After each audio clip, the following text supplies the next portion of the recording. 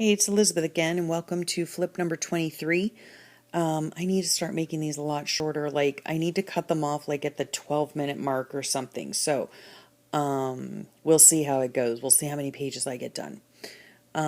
So yeah, we're at the beginning of August now, and I've said it before, I always put a pocket in the front of my month so that I can have all my prompts and my letter at August and all the different things that I need to remind me of what I'm supposed to be doing. So, on this day here, yeah, I had it was Saturday and Sunday, and so on Saturdays and Sundays we have Stamp It, Stencil It, Sticker Day, I think. So, on both of these pages, on the inside, the main page, I used a honeycomb stencil and I used Inktense pencils smeared onto a baby wipe and then smeared onto the page. So I like the way it came out. It's very rainbowy. And then this date as well, this weekend, I think we stayed home this weekend, so I was busy cleaning out my schoolroom slash art room because it was driving me crazy. And so, yeah, I was chucking things left and right. And so these are just a few of the art pieces that I came across that I had done last year. And so I decided that I did not want to throw them away, so I kept them. And then this is the letter at August prompt. And then I used a bunch of little heart stamps on that. So I like the way those pages came out. And then this day here is more like a day in the life. And so, yeah, I finally found a picture of a butt crack. Because I always say, like, my husband always, either he or I have to go in, like, for, procedures, whether they're sonograms or you name it, and they always want you there, like, at the crack of dawn. So I always call it the butt crack of dawn. And I actually found a picture showing the butt crack of dawn. So, yeah, I got a kick out of that, and I thought it was funny. So, yeah, my husband had a procedure that day, and then he came home and he was resting on the couch, and we had a marathon of Poirot that we were watching, and something was on fire. I don't know what it was. It could have been the fields around us, because where I live in particular, there are a lot of farming fields, and a lot of nurseries, plant nurseries, things like that. So something was on fire. I don't know. And because our harvest season is different, we're like, our planting and harvest season is the opposite of what y'all, or if y'all live up north, it's the opposite. So you all, obviously, you like plant in the summertime and harvest toward Thanksgiving.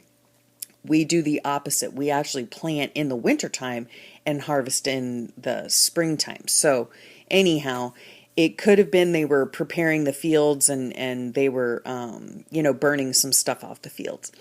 And then one of the prompts was memory lane. Like, if you had, one memory, what would you go back to?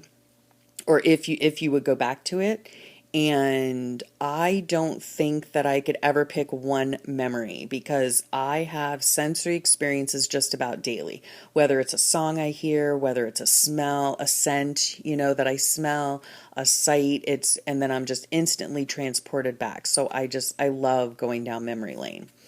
A laugh is a smile that bursts. That was the letter at August. I had fun doing that. And then my to-do list for tomorrow. And then this was the letter at August prompt as well. And all I do with this is I just use my big thick Posca markers and I just write it out like normal. And then I outline it.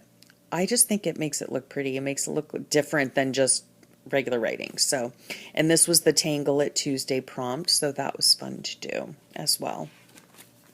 And then, excuse me, this day, it was Whimsical Wednesday, and it was all about me, and most of you know plenty about me if you've been watching my channel, and probably more information than you would ever want to know. But yeah, so the prompt was all about me, and so I talked about, I'm a stay-at-home mom, I'm a wife to Big Handsome, and I'm a mother to a 19-year-old daughter and a 17-year-old son. I homeschool my children. I've always homeschooled my children. Before I homeschooled my children, I was an elementary school teacher here in the public school system. And yeah, my headache was starting to come on, so I thought this was kind of funny. That and seriously, like, really, whoever has my voodoo doll, just please, please give it a rest. This was the letter it prompt: for all your goodness, I will keep on singing. And then this here was just so fun. I had taken my kids and my daughter's boyfriend, and we had gone out, we'd run errands and gotten some lunch and stuff. And I took them out to a place called the Dante Fussell Visitor Center in Biscayne National Park. And up in the Welcome Center, or the Visitor Center, they have like a theater in there that you can sit and watch a video about the area. And then they always have local artwork on all three walls. And so this time the showing was watercolor. And what the artist did was paint these diatoms, which I'm assuming, I think, are like single-celled things, creatures, living organisms, single-cell organisms, and they live in the salt water, in water. And so these are like close-up magnified versions, but I just thought it was so beautiful. And they did them all, various artists, local artists, and they did them in watercolor and some in pen and ink and different things. So it was just a beautiful, gallery showing, and beautiful pictures. And then also then I just wrote about our trip in here. And then I also like going in there as well because there's a place in there that has a diorama. And it's a diorama of the coral reef, which it happens to be the only living coral reef in the continental United States is here in South Florida, beginning with the Florida Keys. And there's an island that's called Elliott Key, right across the bay in Biscayne Bay.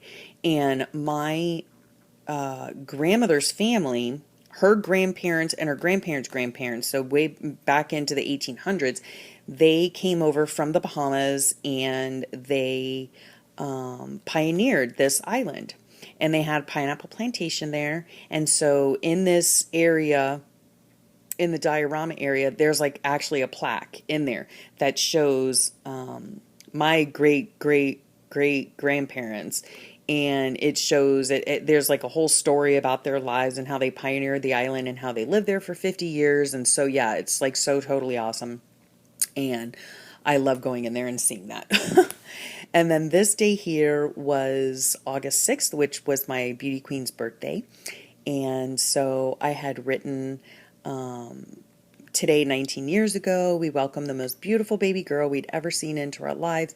Sure, she was as hairy as a little monkey, but we loved her and cuddled her anyway. Of course, her hair soon fell away, and she's grown into the most beautiful young woman two parents could ever hope for or dream of. We are so proud of all she's accomplished thus far and cannot wait to see what the Lord has in store for her. She is Daddy's little bear and my beauty queen. Happy 19th birthday to our favorite daughter. And so, yeah. So my husband had made her dinner that night, and her boyfriend came over for dinner. And so we had a birthday dinner, and we just had a few cupcakes for dessert. And she got her little prezzies that day. And so one of them was from Michael Kors. Actually, it was from her father and I.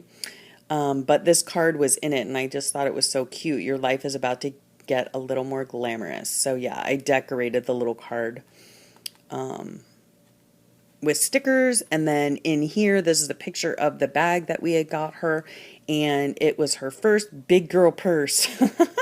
I know it sounds funny, and she's 19, and it's not like she doesn't have other bags and stuff like that, but she just wanted like a grown-up, big girl, adult, pretty leather handbag. So that's what we got her.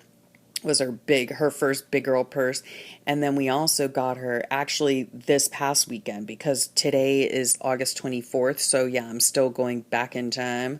But this past weekend, she got her second tattoo that her dad got her for her birthday. And it's on her upper left shoulder, and it says Solus Christus, which is Latin for Christ alone. It's one of the 5 solae that summarize the Protestant reformers' basic belief that salvation is through Christ alone, and that Christ is the only mediator between God and man.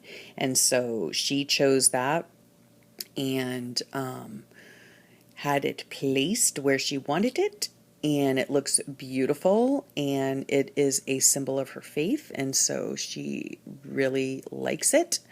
And yeah, so I wrote down here just basically that she had like had a celebration month for her birthday. So anyway, this is only 10 minutes long, and I think that's just long enough. So I will meet you later, and I will catch you on the next flip. And I thank you so much for watching, and I thank you for liking if you like it, and I thank you for your sweet comments. If you have any questions or you want to know anything about what I do in here or whatever, or even if it doesn't have to do with this, like, you know, if you have a question about homeschooling, or I talk a lot about my chronic illness, if you have questions about that, feel free to ask. And yeah, I love reading your comments, and I love to answer them. I answer every comment that is, you know, posted. So anywho, yep, there's that. Hope y'all are having a great day, and I'll catch you on the next flip. Thanks.